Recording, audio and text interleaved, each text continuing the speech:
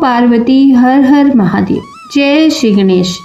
आप सभी को गणेश चौथ की बहुत बहुत शुभकामनाएं।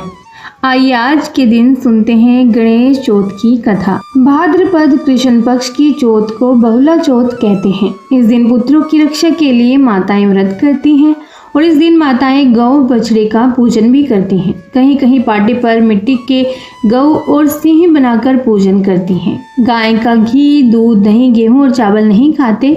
कई लोग अलूना भोजन करते हैं। आइए कथा आरंभ करते हैं। जय श्री गणेश। एक धनी साहूकार ने तालाब खुदवाया।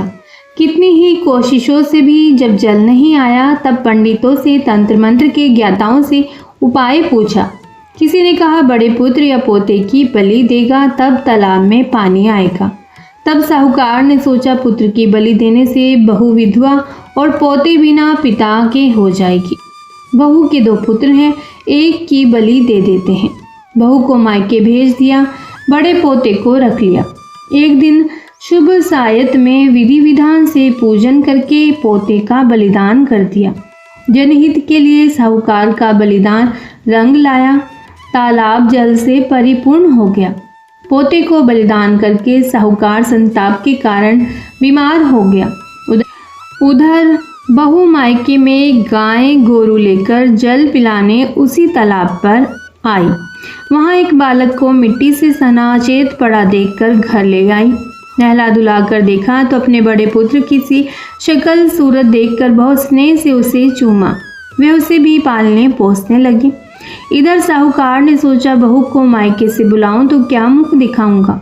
पूछेगी मेरा लड़का कहाँ है तो क्या कहूँगा, सो ना बुलाया। वर्ष भर बाद बहू स्वयं ही दोनों बच्चों के साथ ससुर घर पहुंच गई। उसके साथ 2 बच्चे देखकर सास ने पूछा यह दूसरा बच्चा कौन है। तब उसने सब हाल कह सुनाया। तब सास ने भी सारा वृतांत बहू को बताया। बच्चे को बहू ने बहुला चौथ के दिन पाया था। इसी से बहुला चौथ को मनाया जाने लगा। जय हो बहुला चौथ की। आइए सुनते हैं चौथ माता की कथा। एक साहूकार था। उसकी बहू बर्तन मांजने के बाद पानी डोलने जाती तो पड़ोसन पूछती काम निपट गया। वो कहती हाँ। पड़ोसन पूछती क्या खाया तो वो कहती बासी कुसी खाया। सास रोज सुनती, उसे गुस्सा आता। एक दिन उसने अपने बेटे को सब बात कही। बेटे ने अपनी पत्नी से कहा आज मेहमान आएंगे, खूब अच्छे अच्छे पकवान बनाना। पकवान बन गए। तब साहूकार की बहू बोली मेहमानों को बुला लो। तो उसके पति ने कहा अपनी सबकी थाली एक साथ लगा लो, मानो अपन ही मेहमान है। काम निपटाकर बर्तन मांजने के बाद पानी फेंकने गई तो पड़ोसन ने वही बात फिर पूछी। उसने जवाब वही दिया कि बासी कुसी खाया। उसका पति छिपकर सुन रहा था। उसने पूछा तू हमारी झूठी बदनामी क्यों करती है? अच्छा अच्छा खाना खाती है और बासी कुसी बताती है, शर्म नहीं आती तुमको? उसने कहा बासी कुसी ही तो है, ना आपने कमाया ना आपके बाप ने कमाया, दादा परदादा का कमाया हुआ खा रहे हो। यह बात सुन साहूकार के बेटे को चुभ गई। वह परदेश कमाने के लिए चला गया। जाते समय कह गया अपने घर में आग मत बुझने देना। चूल्हे की बुझे तो दिया जलाकर रखना, दिया बुझाओ तो पहले ही चूल्हा जला लेना। पहले पड़ोसियों से आग मांगने बहुत जाया करते थे। वह नहीं चाहता था कि बहू पड़ोसियों से बात करे, क्योंकि वो उल्टी सुल्टी बात सिखाकर लड़ाई करवा देते हैं। एक दिन चूल्हा और दिया दोनों बुझ गए। सास मंदिर गई हुई थी। बहू ने सोचा मैं पड़ोसन से आग मांग लाती हूँ।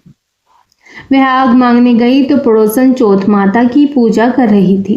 उसने कहा मैं पूजा कर रही हूँ, तुम बैठकर कथा सुन लो, फिर आग दूंगी। कथा सुनकर साहूकार की बहू बोली इस व्रत की करने से क्या होता है? पड़ोसन ने कहा चौथ माता अन्न धन देती है, दीदे गोड़े की माता रक्षा करती है, परदेश से पति घर आता है, उसकी जीवन की रक्षा करती है। उसने कहा मैं भी व्रत करना चाहती हूँ, पर व्रत कब आता है इसका पता कैसे लगेगा? मेरी सास तो किसी से बोलने ही नहीं देती। उस पड़ोसन ने उसे 30 गेहूं के दाने दिए और कहा इनमें से एक दाना रोज एक दूसरे आले में रख देना। 30 दिन में 30 आंखें दूसरे आले में चले जाएंगे, तभी चौथ आ जाएगी। साहूकार की बहू इसी प्रकार व्रत करने लगी। सास उसे 4 टाइम रोटी देती थी। वह एक वक्त की रोटी तो पनिहारी को दे देती, एक वक्त बर्तन मांजती, तब उठवाने में गाड़ देती थी, तीसरी पहर पाड़े को दे देती थी और चौथे पहर की रोटी उठाकर रख देती थी। सो चांद उगने पर अर्घ देकर खाना खा लेती थी। बहुत समय हो गया।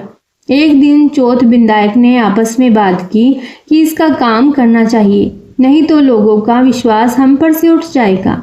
सो चौथ बिंदायक उसके पति के सपने में गए और कहने लगे कि क्या सो रहे हो या फिर जाग रहे हो? साहूकार ने कहा, न सो रहा हूँ न जग रहा हूँ, सो मन सूत उलझा हुआ है, किसी का लेना किसी का देना, सो चिंता में पड़ा हूँ। चौथ बिंदायक ने कहा, तेरे घर के लोग तुझे याद करते हैं, सो घर जा। कल चौथ बिंदायक के नाम का दिया जलाकर दरी बिछाकर बैठ जाना, ले जाने वाले ले जाएंगे और देने वाले दे जाएंगे। दूसरे दिन साहूकार दिया जलाकर दरी बिछाकर बैठ गया। लेने वाले ले गए और देने वाले दे गए। सब लेना देना निबट गया। साहूकार घर रवाना हुआ। रास्ते में एक जंगल में आग लगी हुई थी, उसमें एक सांप जल रहा था। साहूकार ने यह देखा तो एक लकड़ी से उसे उठाकर आग से बाहर निकाल लिया, परंतु वह सांप इस बात से खुश नहीं हुआ कि उसने उसकी जान बचाई है। वह कहने लगा, मैं तुझे खाऊंगा, तूने मुझे क्यों बचाया? मैं तो जानबूझकर मरना चाहता था। इस तरह रेंग रेंग कर चलने वाली जिंदगी से तंग हो गया था। साहूकार ने कहा, भैया मैं तो बहुत बरस के बाद अपनी माँ, बहन और पत्नी से मिलने जा रहा हूँ। आज उन लोगों से मिल लूँ, फिर रात को आकर डस लेना। उस सांप की खाट पर नहीं चढ़ने की आन थी। उसने कहा, मैं खाट पर कैसे चढ़ूंगा? साहूकार ने कहा, मैं अपनी पत्नी की साड़ी की आंटी लटका दूंगा, उसके सहारे चढ़ जाना। सांप ने कहा, ठीक है। साहूकार घर आया, अपनी माँ, बहन और पत्नी से मिला। मन में बहुत दुखी था क्योंकि सांप आज ही रात उसे खा जाने वाला था। उसने पत्नी से कहा, अपने छत वाले कमरे की सीढ़ियों में से एक पर तुम बालू रेत बिछा देना, एक पर पानों की गड्डियां रख देना, एक पर फूल बिछा देना और एक पर इत्र फुलेल छिड़क देना और एक पर केसर केवड़ा रख देना और एक पर कच्चा दूध रख देना और ऊपर वाली सीढ़ी पर नमक रख देना। रात को सांप आया, खूब बालू रेत में लोटा, खूब पानों की गड्डियों में लोटा, खूब फूलों में लोटा, खूब इत्र फुलेल सूंघा, खूब केसर केवड़ा सूंघा, खूब खुश होकर दूध पिया। ये सभी चीजें सांप को बहुत पसंद होती हैं और फिर कहने लगा, साहूकार तूने मुझे सुख तो खूब दिया, पर मैं वचनों से बंधा आया हूँ, सो तुझे डसूंगा जरूर। आखिरी सीढ़ी पर चढ़ते ही उसके मुंह में नमक चला गया। सांप कहने लगा, अरे पापी, मुझे नमक खिलाकर नमक हरामी बनाएगा, पर मैं तो वचनों से बंधा आया हूँ, सो डसूंगा जरूर। चौथ बिंदायक ने आपस में तय किया कि तू ढाल बन जा, मैं तलवार बन जाऊं और दुष्ट को काट दे। उन्होंने ऐसा ही किया, परंतु सांप की जीभ उछलकर जूती में बैठ गई और उसने तय किया कि जब साहूकार जूती पहनेगा तब काट लूंगी। साहूकार की बहू कीड़ी नगरा सींचती थी, सो चींटियां जीभ को घसीट कर बिल में ले गई। ये सब बात साहूकार लेटा लेटा देख रहा था। उसे नींद नहीं आ रही थी। उसने अपनी पत्नी को जगाया कि उठ, अब चौपड़ पासे खेलेंगे, हमारा दुश्मन मारा गया। सुबह बहन ने कहा, माँ भाई भाभी को जगा दूं, अब तक नहीं उठे। माँ ने कहा, जगा दे। बहन जगाने जाने लगी तो सीढ़ियों में खून देखकर चिल्लाने लगी, माँ भाई भाभी को तो कोई मार गया दिखता है, सीढ़ियों में तो खून ही खून है। छत के कमरे की खिड़की खोलकर भाई ने कहा, हम नहीं मरे, हमारा दुश्मन मरा है, सीढ़ियाँ धुलवाओ सो हम नीचे आए। सीढ़ियाँ धुलवाई गई, फिर वे लोग नीचे आए। साहूकार ने माँ से पूछा, माँ अपने यहाँ चौथ बिंदायक का व्रत कौन करता है? रात को उन्होंने ही मेरी रक्षा की है। माँ ने कहा, कोई नहीं करता। साहूकार की बहू बोली, मैं करती थी। सास ने कहा, 4 टाइम की तो रोटी खाती थी, फिर कब व्रत किया?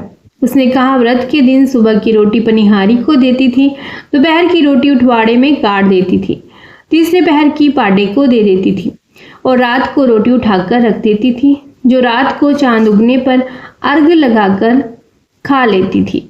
सास ने पनिहारी से पूछा। उसने कहा, हाँ, हर महाचौथ को सुबह बहू मुझे रोटी देती थी।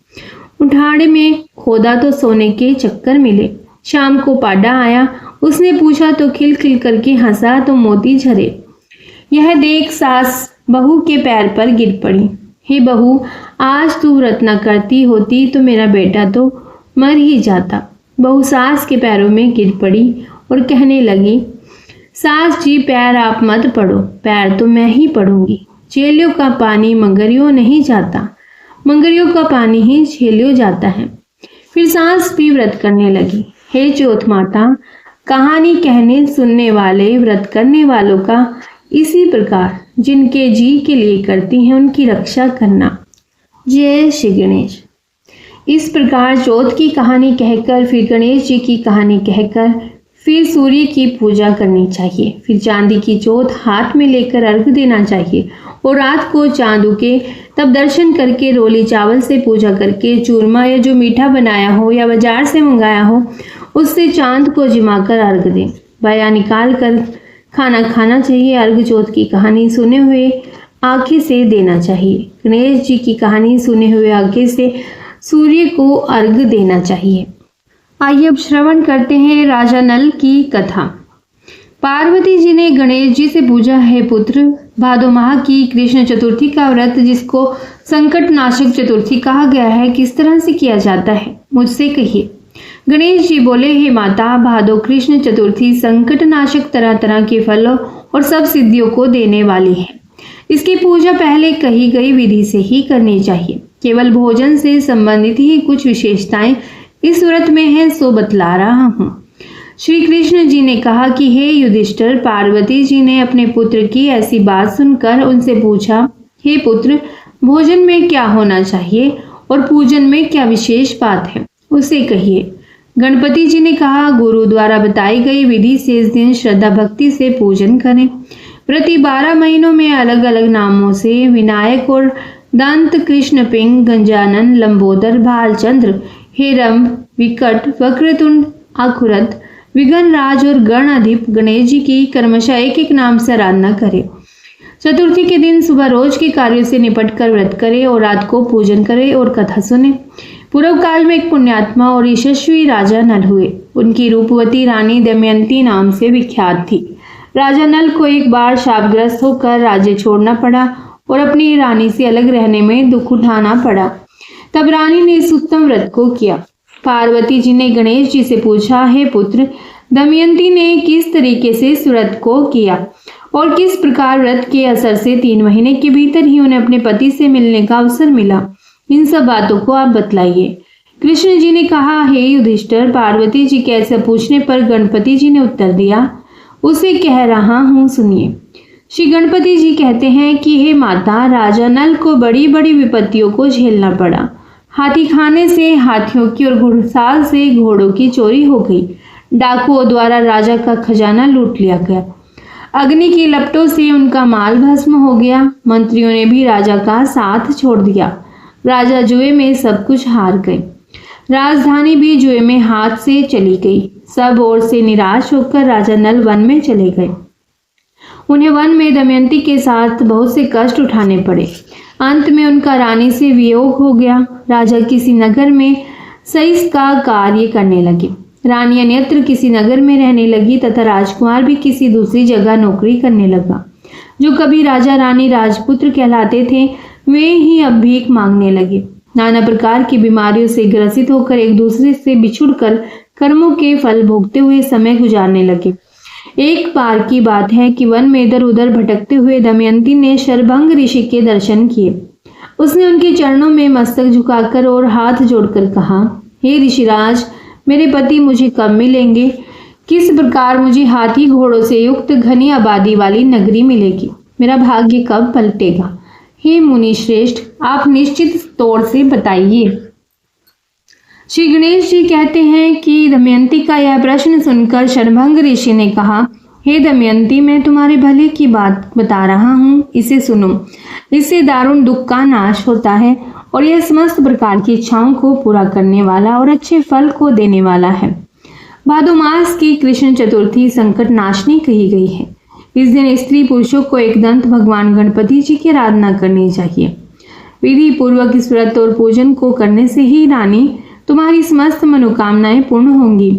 7 माह के भीतर ही तुम्हारे पति तुम्हें मिल जाएंगे। यह बात मैं पूर्ण निश्चय के साथ कहता हूँ। गणपति जी कहते हैं कि शरभंग ऋषि के इन वचनों को सुनकर दमयंती ने भादो माह की संकट नाशनी चतुर्थी व्रत शुरू किया और इसी समय से प्रति माह गणेश जी का पूजन करने लगी। 7 माह के भीतर ही हे राजन, इस श्रेष्ठ व्रत को करने से उससे पहले की तरह पति, पुत्र, राज्य और सब प्रकार के वैभव आदि की प्राप्ति हो गई। श्री कृष्ण जी कहते हैं, हे पांडुपुत्र युधिष्ठिर, इस व्रत को इसी प्रकार करने से आपको राज्य की प्राप्ति होगी और आपके समस्त शत्रुओं का नाश होगा, ऐसा निश्चय है। हे राजन, इस तरह मैंने सर्वोत्तम व्रत को बताया है। यह समस्त संकटों का निवारण करेगा तथा तुम्हारे भाग्य की उन्नति करेगा। जय श्री गणेश। प्रभु गणेश की कृपा आप पर और आपके परिवार पर सदैव बनी रहे। यदि यह कथा आपको अच्छी लगी हो तो चैनल को जरूर सब्सक्राइब कीजिएगा और बेल आइकन को भी प्रेस कर लीजिएगा ताकि आपको हमारे आने वाली वीडियोस के बारे में पता चलता रहे। कमेंट बॉक्स में लिखिएगा श्री गणेशाय नमः।